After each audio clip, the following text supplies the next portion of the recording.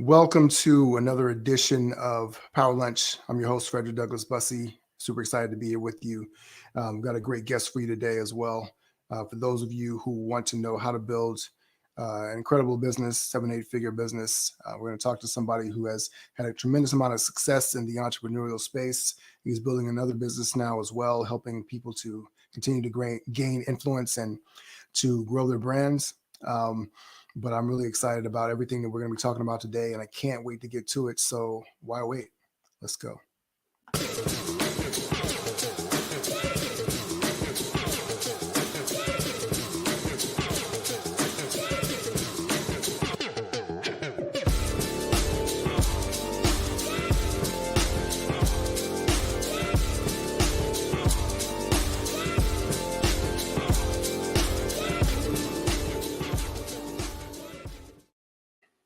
Welcome to Power Lunch. I'm your host, Frederick Douglass Bussey. I'm excited to talk to you today.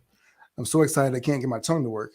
So we're as back as always with another great entrepreneurial interview, talking for those of you who are entrepreneurs and you're on this path, you're searching for answers, for momentum, for insight, for motivation, whatever the case may be. We've got a great conversation for you today as well. And I'm excited to be able to share that info with you. As always, our podcast is sponsored by my book, 7-Figure Circle, $1 Million Mastermind, the Facebook group, and my book, Breaking Orbit, Rip Out of the Regular by Unearthing the Power Within. I hate doing intros. I have to do it because we're sponsored and we got to sell some stuff at some point. But I also want you to know that these books and this group are powerful tools for you to be able to move your business forward in the way that you want to. We all started businesses because we want to create more freedom and impact in the world, and having the support to be able to do so with courses, with information, and understanding our one true gift in life that allows us to be singular and most powerfully impactful is something that I really want to be able to share with you. And so that's the goal of everything that we're doing here, to be able to allow you to continue to move forward in the best way possible. That being said, I want to welcome in our guest for today, none other than Mike Ciorrocco, also known as C-Roc, as you can see on the background behind him if you're watching this live on YouTube or on Facebook. An incredible entrepreneur. I'm very excited to have him as well. We're going to talk a little bit about his book. We're going to talk a little bit about the things he's got going on entrepreneurially and his story as well. But I want to, first of all, welcome you to the show. Welcome, Mike. How are you?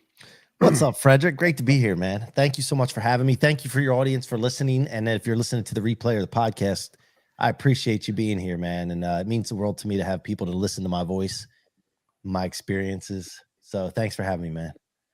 And you've got quite your own share of experiences, man. First of all, tell people a little bit about yourself, what you do. How do you describe yourself when people ask you, what do you do, Mike? Yeah, I do a lot of things, you know, and so instead of going over all the things that I do, I usually just talk about the mission that I'm on, which is all people are unstoppable to live in the life of their dreams. And I filter everything through that mission, whether it's my thoughts, words, actions, my environment, and my businesses, and everything goes through that mission. If it doesn't serve that mission, it has to leave, it has to exit.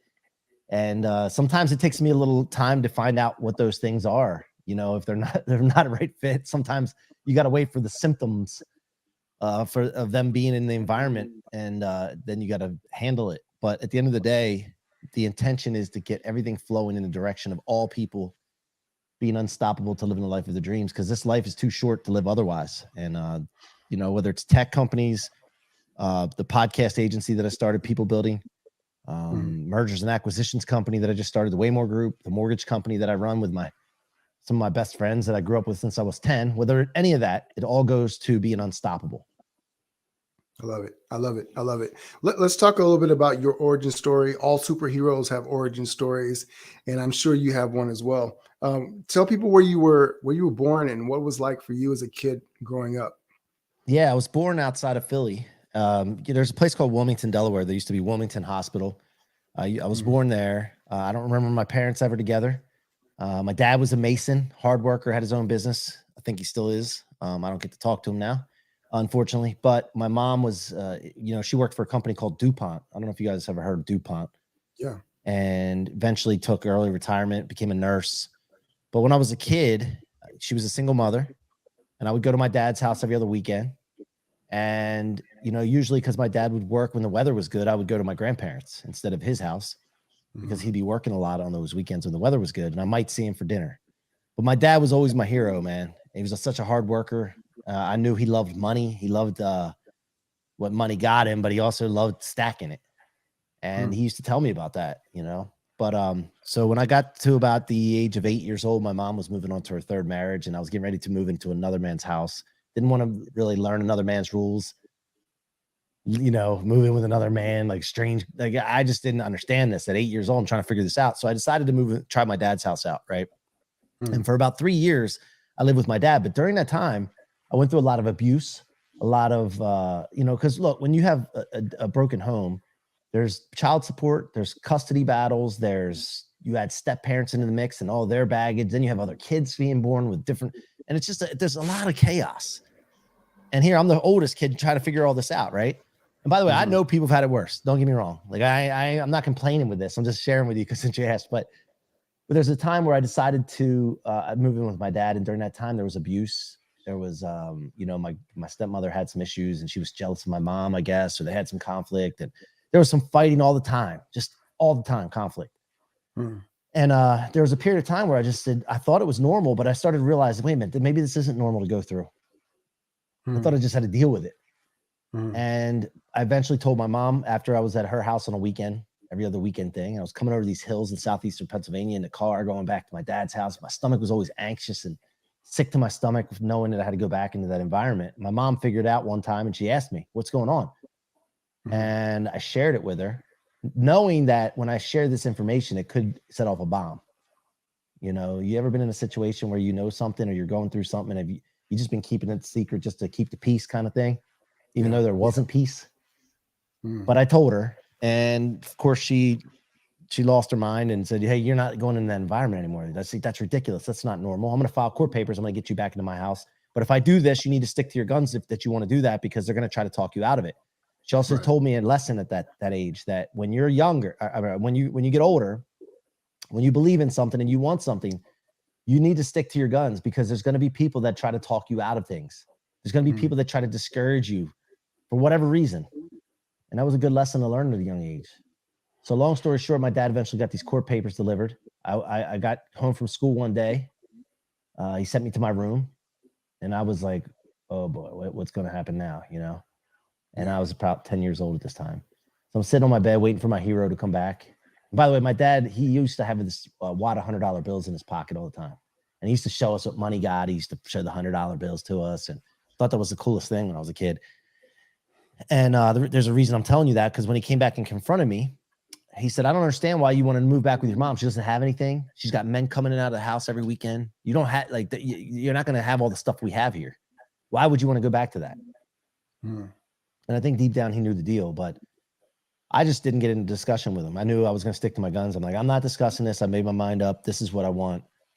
Because, trying to point out things, all the things that were wrong, there's no sense in that. Yeah. And so then he goes, okay. So he takes that wad of $100 bills out. He peels one off. He crumpled it up, threw it at me. Said, here, you're going to need this then when you're living on the streets with your mother one day. And I said, oh boy, what did I do? That's like, I was like, this is not going to be good. And now you see those court papers were delivered, but I still had to live in the house until the court did their thing.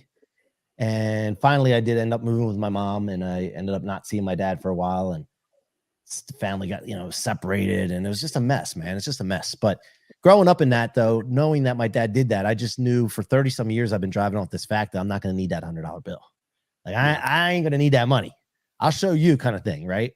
Which is kind of toxic in a way. And it does help in a way, get you somewhere, and eventually you got to move on to bigger motivators, but it worked good for a while. And so that's kind of where I came from. And there's a lot of things that have been layered on top of me, myself, the person I was born, just like all of us, experiences and all that stuff that just get layered up and cake up on you. And you get kind of get suppressed by it. And then you got to go and work personal development, looking for yourself again and peeling all the layers back. So it's a little bit about me, man.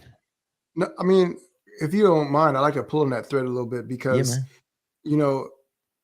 so a couple of things that are interesting about what you said, right? One is that, and I find myself doing this sometimes too, right?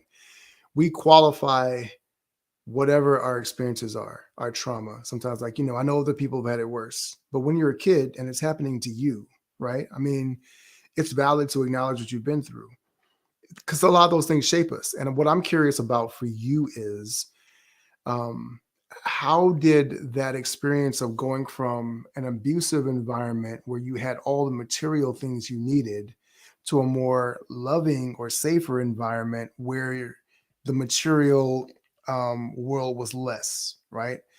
And if you can kind of thinking back now, in terms of the success that you've had, was there anything that you had to kind of navigate or overcome to be able to kind of realize your success without having to, if you will, go through some sort of scarcity mindset or something like that? I'm just curious how you start to interpret that. Oh man, I think one of the things that as a kid, I dealt with that there, but then when you move in schools a lot, you start to deal with, kids are tough, right? Right. And the invalidation factor, you get invalidated. Like I've always known for some reason that I'm special. Like I'm gonna be something. I just knew. I don't know why, where that is, or why that's different for me than anybody else. I just always knew, that I was going to be special, and I didn't know what it was going to be in. I never grew big enough to play football and professional. I played college football, but I didn't know if it was going to be football. I also had a dream to be a sports broadcaster, like John Madden or something like that. And then I don't know what it was, but then eventually I just started to fall into what I'm doing now, right? Which is helping people start businesses and help build people. But I don't know, man. I think it was the invalidation factor that really I had to get over and really understand that what people's opinions of you, this really doesn't matter. Because their opinion will change if you're consistent and you believe in yourself. If you lay a mission down and you go after it all out, committed, just ridiculously obsessed by it, you're going to push through all the people's opinions that usually would stop you, because eventually they get interested in what you're doing, even if they were discouraging you before and talking trash on you before and discouraging you, all that. Like eventually you stay to it enough, they get interested, and then they start wanting to be a part of it. And then they start wanting to be around you. Then they want to start opening businesses with you, which is what I'm experiencing now, by the way. I get opportunities thrown at me all the time. I got to learn to say no. And it's a great thing to have. And it can be distracting in a way, but it's because I pushed through despite all the things that I dealt with. And I just want to encourage everyone to do that. Like, don't let anybody else's opinion, nobody's opinion matters unless it's an opinion that's going to help you. Yeah. When you were going through that period in high school and your younger years, was it a lot of bullying that you had to endure? And how did you kind of wrestle with that? Yeah, so I did. Yeah, man. And I got in a lot of fights. I just didn't want to take crap. I just I got jumped a couple times, and I'm like, I'm not letting that happen again. And so then I would just fight my way out of situations. And then I would also get really good at explaining myself when I got into trouble, because anybody's in fight, both kids get in trouble, right? They try to figure it out. And right. I learned something, Frederick. I learned something at a young age where if you are proactive in ahead of time, building relationships with those in authority and getting on the right side of them, and then you end up getting in trouble, your story weighs more. So for example, I was really tight with the principal of the school. I would, help out any way I could, do different things around the school. I did the morning announcements all the time, the afternoon announcements. I was wanting to be in broadcasting anyway. And I just, was really respectful, but understanding that if you do this for people, and it's manipulating in a way, it is, I'll be honest, it's a manipulative thing, but not if you really care about those people and you really want to do something good for those people, because if you do that, then they're going to look out for you. But creating people that want to run through brick walls for you. Yeah. Right. And so it happens in business as well. Like a lot of people get annoyed by customers. They get annoyed by vendors that they got to deal with, this and that. Not me. I want to meet people and then make friends with people and build relationships with people and do things for people so that they want to run through walls for me when I need them. And I learned that at a young age. And it's funny. I didn't think about that before until you just brought that up. Well, I'm always curious about that because, some of the experiences that we go through, a lot of times, you talked about the personal development stage. We start to unpack all the crap that we went through, but we don't think about sometimes how it also formed some good habits or some good things in our lives. And, you mentioned that your father loved stacking money, and obviously you've been able to start building some success in businesses as well. When did that entrepreneurial light flip on for you to start realizing, I could start doing this thing for myself and creating my own life forward? It's funny. My parents, or my dad and my uncles and my grandfathers had their own businesses, right? They Mm, never really gave me any insight into it though. Like I mm, never saw behind the scenes besides working, like doing the job, And I didn't see the idea, then the marketing and sales, and I didn't see all that part. And so not having that, I got into sales in 1998 and I went and did in-home sales, and I was in that mind frame of working for someone, building someone else's dream, right? mhm, And then in about 2010, 2011, I started to see the inside workings of a business and how it worked. And I mm, started paying attention, and I heard other people starting businesses, and I learned more and I asked questions. And I started understanding that, wait a minute, I don't have to be the one on the grind all the time, doing the one-on-ones with the customers and all that. I don't have to do that. I can really create an opportunity to scale and build out, take a smaller piece per transaction, but have a lot more of them transactions. right, And so I right. started to really understand scaling a business. And then I was like, well, this is what I'm going to do. I'm not going to go back to being a solo person or working for someone and being a one person salesperson. It's just not going to happen. And now I've seen Mm, too much. Like I had the curtain pulled up. And once I realized that, I started, I was in the mortgage business at that time, and as a loan officer and managing people and this and that. And I said, you know what, I'm going to go start opening our own branches.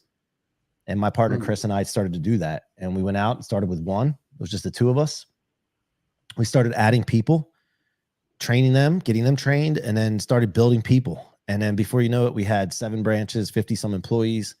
It's a lot lighter now because of the market, but we've mm, been up to as many as 7 branches and 50 some employees, and mm, always looking to grow beyond that. But what I did, Frederick, I'll tell you this real quick too. When I got to a point where I was doing the 7 branches, 50 employees, and I started realizing I didn't own the business.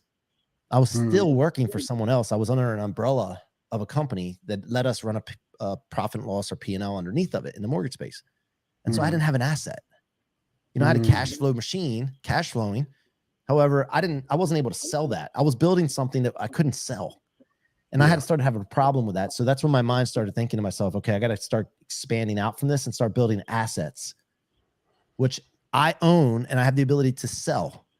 Mm, And so that's been the last 3 or 4 years is what I've been working on. And then now I'm going to also we're looking at buying cash flow businesses that are already started instead of starting from scratch, and mm, then making them better and build a portfolio of companies like that, and then be able to exit those as well. So it's been a transformation. It's been an evolution for me, just being able to see things and having like the curtain pulled up, and I'm like, oh, that's how that works.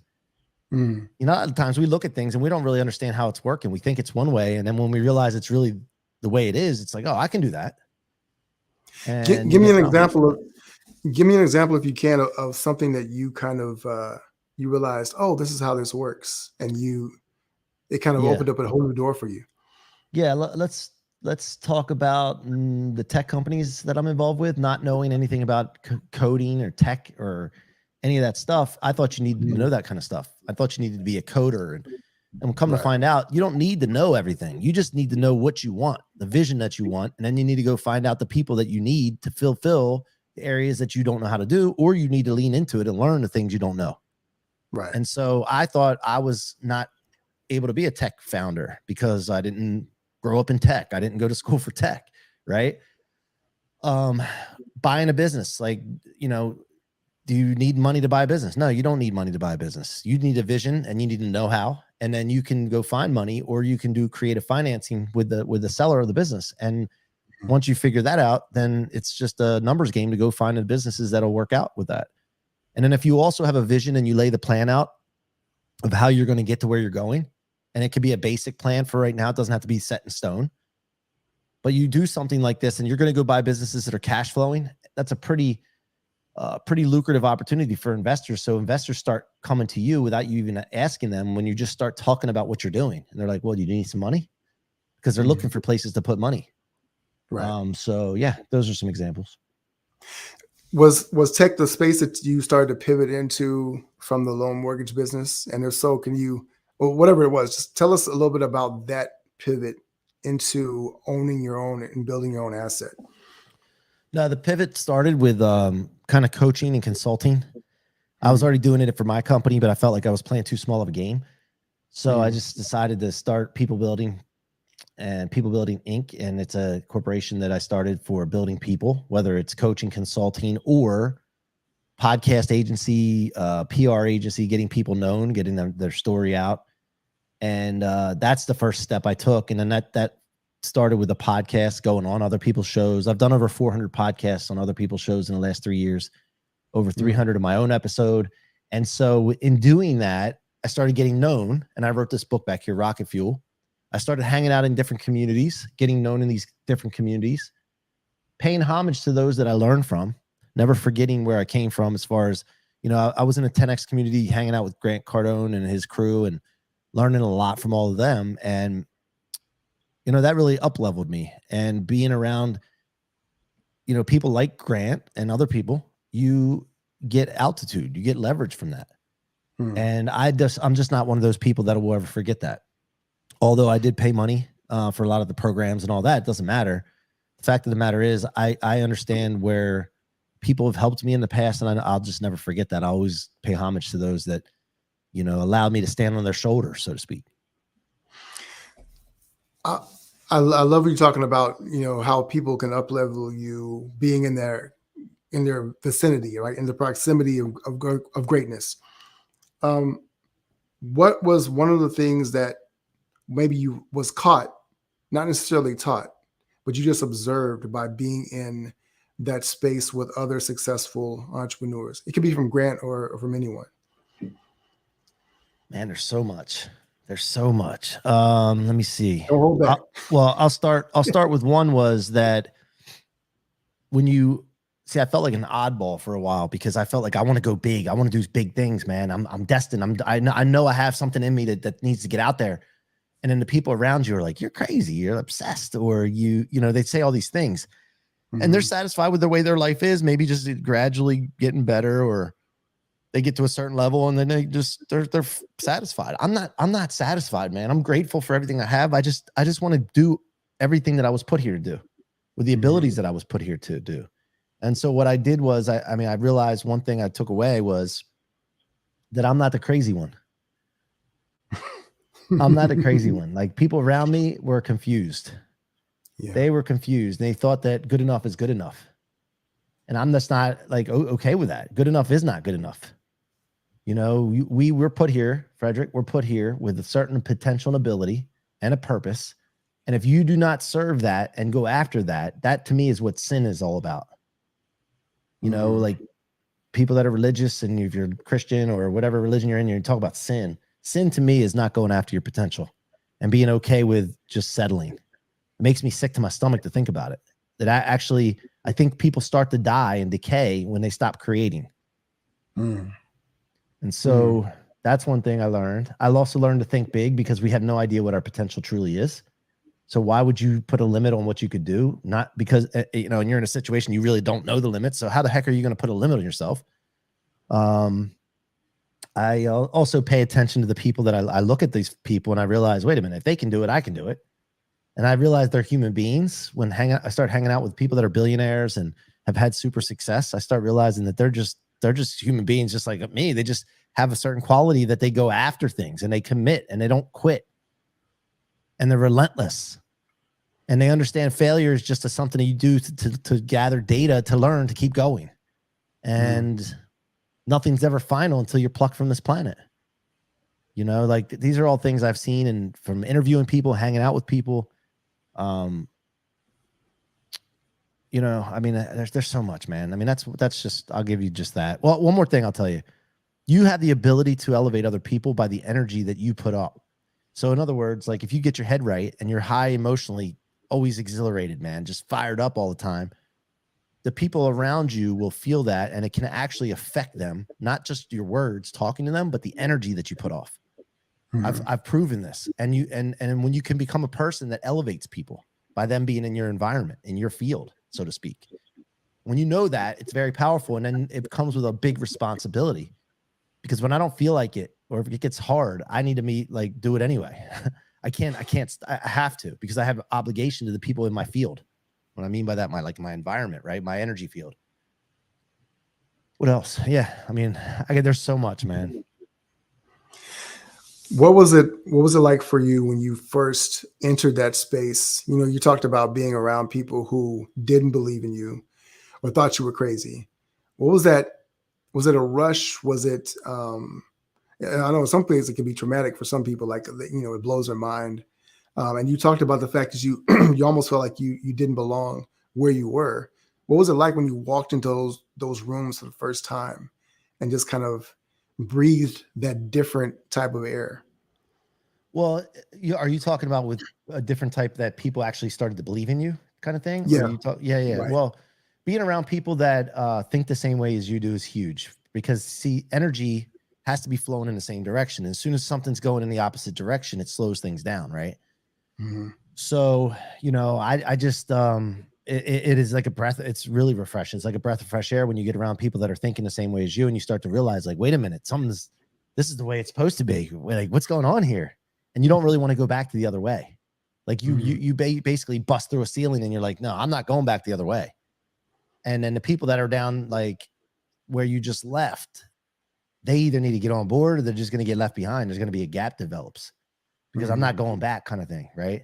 And then sometimes you find yourself getting sucked back into it, like, because everybody has their problems and everybody goes through different things and the economy affects different things and people start to get sucked back into that. And then you start to feel the pull.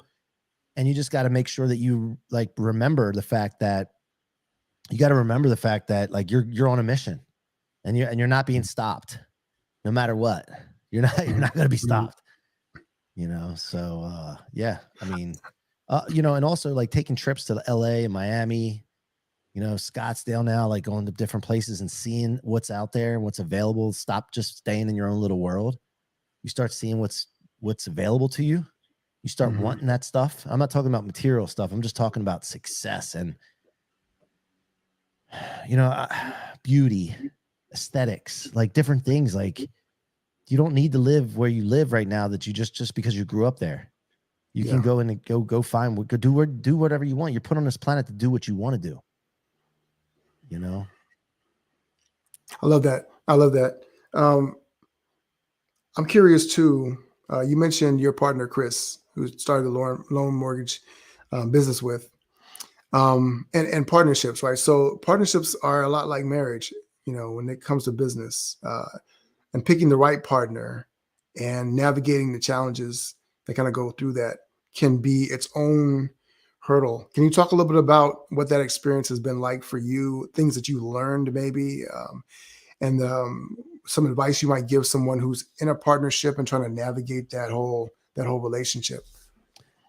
Yeah. So, you know, working not just partnerships, but partnerships with friends or family is just totally different dynamics, right? Mhm. But you, first of all, if you decide to do it, you know, you got to understand that, hey, this is what you're in. You chose this, you got to take responsibility for it. And there's going to be times where people work harder than others, they produce more than others, and you got to be okay with it. You know, but my thing in business and partnerships is I always want to be the one producing the most. And not so that I can hold it over someone's head, but just I don't want to be in a position where I'm underachieving or in debt. That's not a position that I want to be in. So, but yeah, I mean, you just gotta, the hardest thing is holding people accountable, holding each other accountable. And you really can't do that until you hold yourself accountable.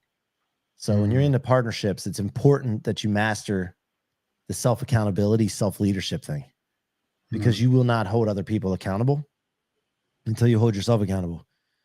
And so there's different dynamics. Like I learned this, like you have the first dynamic is yourself, right? And then the second dynamic is your family, your spouse, your kids. Third dynamic is a group, company, and it goes all the way up to 8 dynamics to spiritual, right? But let's just start for a second and talk about the first, second, and third dynamics. Yourself, you need to be able to handle yourself before you can have a handle on a family. And if you have no handle and mastery on yourself or your family, you're going to have problems in a business or a group setting or a team setting. All these things affect each other. If you start doing, you know, no good in the group setting, it's going to affect your individuality and you're going to affect your family. So you got to pay attention to these different dynamics. And so first it starts with the first dynamic yourself. And that's why self-improvement, self-mastery is so important, and self-leadership. And then that leads into having great partnerships, but you can't have a great partnership if you're not taking care of yourself. And that's what I've seen in my partnerships that I've had. There's been varying degrees of taking care of the first dynamic, which is affecting the second and the third dynamics. I think that's really, really key. I think a lot of entrepreneurs, right, and you can speak to this, right? A lot of us think that by fixing our business, it fixes our lives, right? So if I make enough money, everything else will come together. My wife will be happy, my kids will be taken care of, etc. What have you learned in that regard? You know, that whole dynamic of, yeah, handling yourself, but having the proper perspective around business and the vital relationships that make us human, that make us whole. I'll go back to the same thing I just said, the dynamics. It's all the dynamics. You got to make sure you're good on across as many dynamics as possible. So the answer, when you run into a conflict and you're wondering, like, what is the answer? How should I handle this? It's got to be the answer that serves the most dynamics, the individual, the family, the business. So if you're in the business setting and you're just making money and you're successful, but you neglect the first dynamic yourself, could be your health, exercise, diet, sleep, right? It's not gonna work. If you neglect your family, you neglect your wife, but you're successful in that third dynamic in your business, in the group, the team setting, it's not gonna work. So you have to make sure that it's all across all areas of your life. You cannot sacrifice that. That's something that's been really clearly identified to me. Early on in my life and my relationship, I didn't do that. I wasn't paying attention to myself. I drank. I was overweight. I wasn't exercising early on in my business career. I didn't understand how to be a good husband, good father. I tried. I just didn't know what I was doing. And then I would make money and have good business success, but it would be hampered and limited by those first two dynamics. And that's not a good thing. So once I started realizing, wait a minute, okay, I got to be good across all of these. And if I do all of these, they all work together and there's an exponential effect. That's when everything changed. You talked a little bit about that, right? About not knowing how to be a good husband or father. Where did you find the insight, the wisdom, the help to start making that shift in that area? And how would you grade yourself so far? Well, I'll tell you, I'm a Christian, so I've read the Bible, right? And I've read it several times, and I do Bible, what are they called? Those Bible plan things on the Bible app. Yeah. But sometimes still I don't understand all the things I was reading. And so I started paying attention to some of my mentors and seeing what they've been doing. And then I heard Grant talk about his church. And I'm like, I wonder what he's talking about, his church. And then he started talking about like 97% of his success or more comes from everything he learned in his church. And I'm like, what is that? So I found out what it was. It was the Church of Scientology. And I started I've heard some things about that. And I never really investigated what it is because of the things I heard. And I said, you know what? I'm going to read the books. Let me give me a book that I can start with, and let me just see what this is about. So, because I wanted to make my own judgment. I was like, I'm not going to just listen to everybody else or what I see on TV. So I read this book called Dianetics. And when I read this book, it blew my mind. And I was like, how have I not heard about this? And how have I kept myself from this based on what other people say on a TV or whatever the case is? And I just started thinking to myself, I'm going to explore this more to find out really what this is all about, because immediately reading the book, it started to help me. And one of the lessons was those dynamics I just talked about. And so I started reading more. I started talking to the people that work where they publish these books. And I started like asking questions about it. I went back, Frederick, and read the Bible, and the Bible made sense to me. I saw things I never saw before. And that's where it all started for me. And so I just started completing more and more books and courses, visiting the centers and having work done, which they call processing. And then going back to my religion. And see, I don't know about religion. It's not as important to me as spirituality. Understanding that this is just a vehicle that I'm here with, and my vessel that I'm here on this planet with, and I've been sent. I have a spirit, I'm a spiritual being, and understanding how that works, and it just changes everything. And understanding how powerful you actually are, it's unbelievable, man.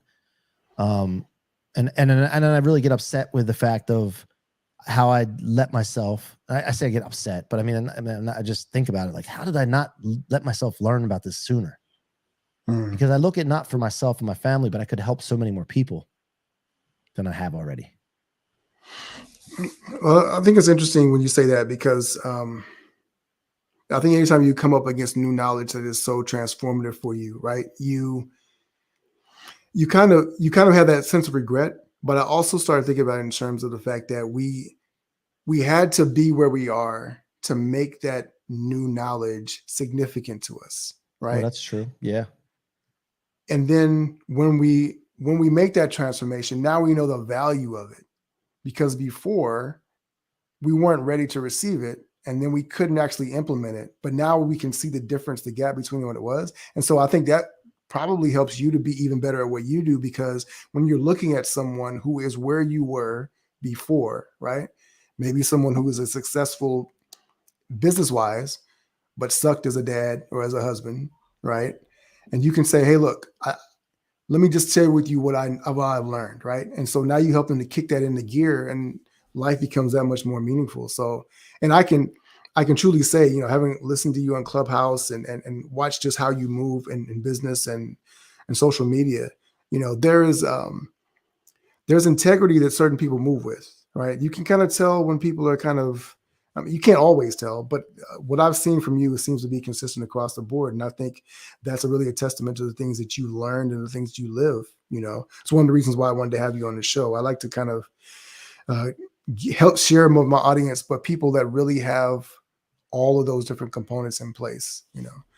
So, and there is a question somewhere, but what is it that you would say has been one of the most significant shifts, or the how do I want to put it, the elevation, if you will, from one step to the next in terms of implementing all those dynamics together? I think the decision I made to get known, back in 2017, I had this itch that I gotta get speaking. I gotta get known. Like I gotta tell people about what I know and this power I figured out, and I want to learn more about it. And so I made a decision to get known, and I was focused so hard in this local market, trying to get known on the local market level. And I was like, if I could put the same effort into thinking bigger, it might work. So I started Mm. thinking, like, let me get known globally. How am I going to do that? Well, I had no idea how I was going to do it. I just said, let me get known globally. And then I found out about podcasting. And when I found out about podcasting, somebody invited me on their show. I had no idea what it was. I didn't even know what a podcast was. I heard of them, but I didn't know what it was. I'm like, I don't even have equipment for this. I don't know if I can do that. And then the guy's like, Chris, his name is Chris. He's like, yeah, you can do it. I'm going to give you a list. Don't worry. Just show up. I'll interview you. And he made me feel special, man. It was like he was interviewing me. I felt like important all of a sudden. And I'm like, I could do this. I could do this a lot. So I leaned into doing that. And then I developed my own show, What Are You Made Of?, which is on Fireside, the Fireside app. Check that out. I wrote a book. And in doing that and putting myself out there, Frederick, it came with a heavy responsibility of being ethical. Because when you're in hiding and you're in, not seen or whatever, you can be unethical because nobody's going to know about it except for some of the people maybe locally around you. But when you put yourself out there, and this is why it's so dangerous for some people, and some people get in trouble because they don't understand this point, that you need to make sure your ethics are in check. You need to make sure you're doing things the way they're supposed to be done, because when you're out there, it's a lot more exposed and dangerous, and you can also impact a lot more people. So for me, I think doing that and becoming a celebrity in my space, so to speak, or out there known, has required a level of ethics for me, because I don't want to disappoint anybody in that manner. I mean, if somebody has expectations and I disappoint them based on their expectations, I'm not talking about that. I'm talking about disappoint by hurting someone, being unethical, not doing what I said I was going to do. Those are just not options for me.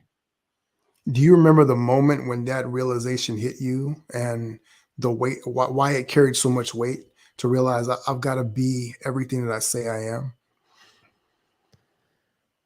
I've always think I've had a good line of ethics in me. I just, specific time.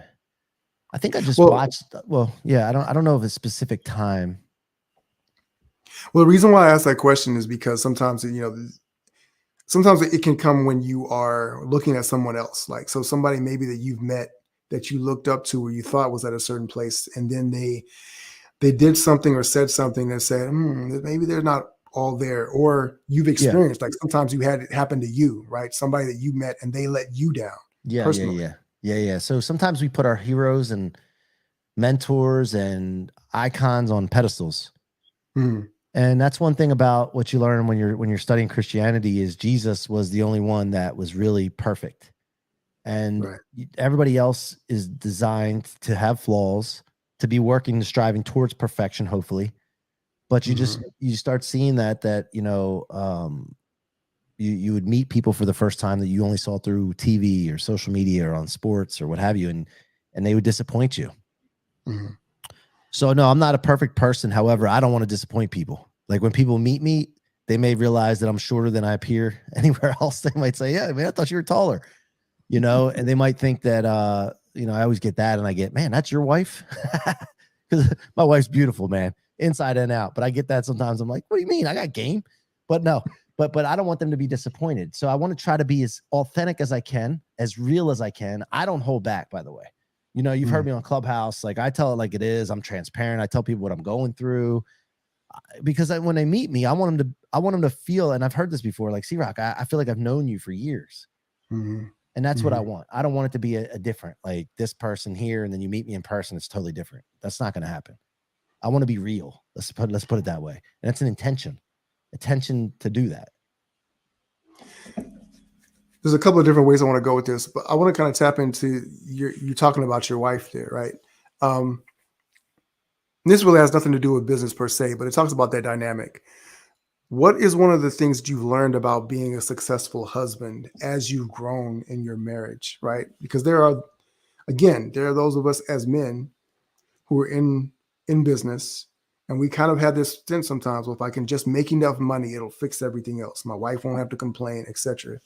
But maybe can you share one of the lessons that you learned as a man about navigating that space, leading your family in your marriage?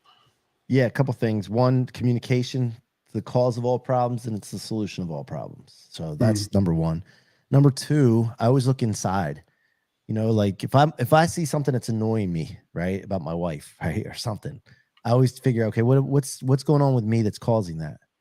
mm, Because see, I think people are a reflection of you, what you got going on inside.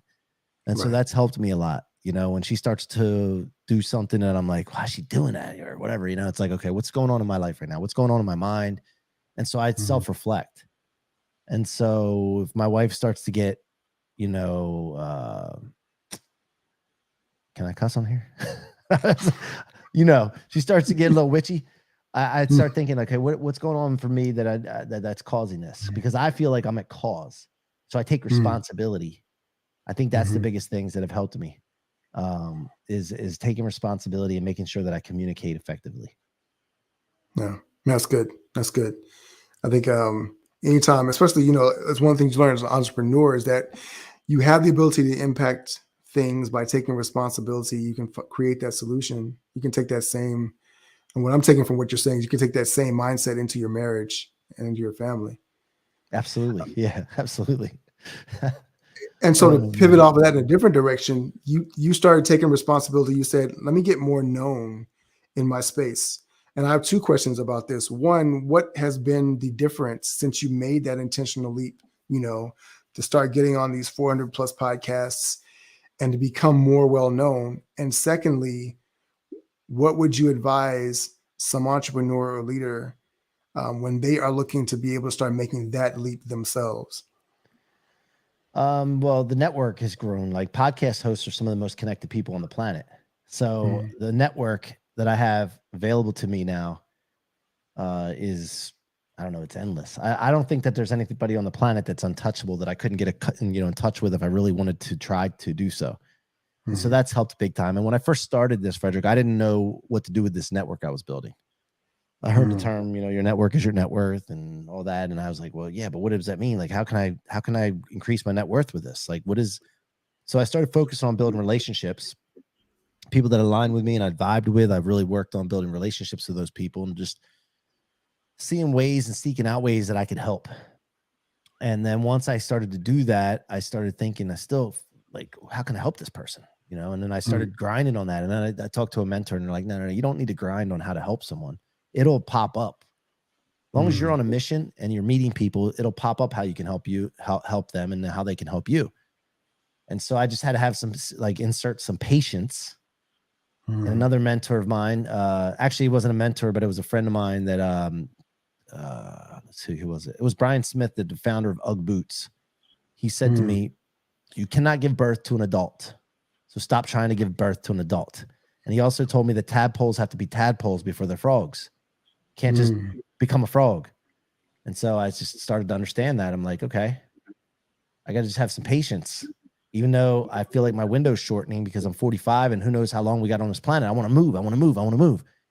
And so that's why the hat says thrust is a must. I want to move fast, but there has to be some patience.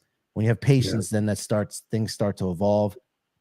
And one other thing I'll tell you, I started doing something recently that is just powerful. And I don't know why. I don't know why I didn't do this before. I used to write my goals down in the mornings, and I just stopped doing that recently and started writing stories. Every morning I just take a page out of this notepad. A guy told me this. He said, this is what I do, and this is you'll be amazed at the magic of it, or the power of it, however, whatever you want to call it. But like this page right here, that's one page, right? Every day I just fill one page up and I just tell a story about a guy, whatever's on my mind at that time of my desires. And then I become that guy. I go be that guy. And every morning I do that. It literally takes me 3 to 5 minutes to do it because I write fast. It doesn't have to be legible, whatever. It's stream of consciousness. I get it out and I'll get it on the page. And then all of a sudden, man, let me tell you, I cannot, like, it's just wild. I've only been doing this for about 3 or 4 days now. The things that started to appear in my life almost immediately that I wasn't even sure how it got there. It's literally blowing my mind. I shouldn't let it blow my mind because I know this works. This stuff works. I've seen it work for other people. I understand how being intentional and getting things on paper work. But man, just things start to come in place. Let me just tell you, when you're vibing on the right frequency and you're doing the things that you need to do, God works in mysterious ways, man. I love that because, and I think you'll appreciate this as a religious person, right? So I've really been kind of a religious person who cusses. Hey, you catch me on the basketball court on a few good days, you know. Yeah. But I mean, even that part, right? So the fact that how powerful words are, right? Like in the Hebrew language, like words weren't just words; they're symbols. So every letter represents something specific, and so when you verbalize it, I think one of the most powerful things about the Christian religion is the concept that God breathed life into Adam and he became a living soul. Like God's breath is in us. And so every time we breathe or we speak something into existence, it actually is the power of creation through our words. But the fact that you can speak it, you can think it, or you can write it. And literally all of those things all come from an idea that brings life to something. I love that, what you're talking about with the story. I don't even really have a question about that, but that's a reflection of what you're saying. What do you think about that concept? Why do you think it's been so powerful? I think it's getting really clear because I think every day we deal with everyday problems, present time problems that are like clouding your judgment up, clouding your vision up. And I think that it gets you back on track and really clear on what you really desire. And your desires are important, man. Your desires is what's put into you. To me, like that's the way God speaks to you. And then you should go after your desires. But when we have all these present time problems and distractions, it gets in the way. So I think it's a powerful thing to put your attention back where your attention needs to be. After I write that story, I go about my day, and then throughout my day, the day happens like it normally would happen. But my perception based on my attention units, where we only have so many attention units that we can put on things, where my attention is focused, I'm seeing those things that are already there. They're probably there all the time. Right. But now I'm seeing them and I'm aware of them. And then now I can use them and, to fulfill the desires that I have. So I think that's where the power is. I love that. I love that. I mean, we've got just a few minutes left, but I want to kind of lean into that. What for you is your next desire. You talked about the fact that you feel and believe that you're destined for big things. You talk about the fact that you have this sense of urgency. Thrust is a must. What is that big thing for you? Where would you like to be? Where would you love to be in the next 5 years, 5 to 10 years? Well, I want to have, I have these companies that I'm building. I want to have exits, and the exits need to be 9-figure exits, at least one. I want to build this mergers and acquisitions company to a $500 million valuation. And I want to be in movies and TV. I don't want to just appear in them. I want to be a star. And also, one other thing is I want to help people get their messages out. Like, I want to help thousands and thousands of people get their messages out and become celebrities in their spaces, and show them how to do that, and give them the confidence that they need to accomplish any desire that they have. So that's what I'm working towards. I love it. What do you see as the biggest hurdle or challenge for you to get there? That would be the guy you're looking at. It's all the only limitation is what I allow. Nothing else can stop me. Nothing else can stop me. Nothing else can stop you. Nothing else can stop anyone. It's themselves. And I realize that. And so that's why I'm constantly working on myself. I'm constantly doing what I need to do to take care of this first dynamic so that I can hammer the other dynamics in a good way. And that's the focus. And so I just know there's nobody on this planet that's going to stop me once I get me out of the way. There is a version of you that's out here listening to this or watching this right now. What is the message that you would leave with them to be able to make that next leap in their business and in their life? I just tell them I got you. You can count on me, man. Like, I'm the guy to bet on. I'm built for it. I'm made for it. And there's nobody better than me to accomplish what we're about to accomplish. So count on me. Mm-hmm. What I love is the sense of certainty that you say that with, right? And that's a powerful thing. It's not a doubt. It is who you are. Maybe I say that and I have to do that because there is doubt and everybody has it. And I just go after it anyway, like on top of it, pour the gravy on top of it to cover it up, to smother it, smother the doubt, starve the doubt, right? Like, that's what you have to do. And in doing that, when people hear that, it helps them, which is a good thing. That's powerful. Mike, tell people where they can reach you, how they can find out more information about you, and if they want to get connected with you in any way. Well, look, I want to give my book for free to your listeners, and that's Mike C-Roc with no K, just MikeCroc.com/free book, MikeCroc.com/free book. You can go get the book Rocket Fuel for free. And also, I'm on Instagram, Twitter. Mikey C-Roc is my handle, and Clubhouse, of course, the C-Roc Experience Club. We're growing a great community of unstoppable people. And so those are the places they find me the easiest. MikeCroc.com/free book. It's really, I appreciate the generosity, man. I appreciate the time. You dropped a ton of wisdom, a lot of stuff, a lot of great quotables. I'm going to be going back and listening to this and just pulling it out, because I think you said some stuff that was subtly very, very powerful and overtly mind-blowing as well. So I appreciate that. Any last words you want to share with the fam, the people before you? Yeah, man. Out? Thrust is a must. Be unstoppable, and then come find me. Thank you so much, Frederick. I appreciate you, brother. I love it. I love it.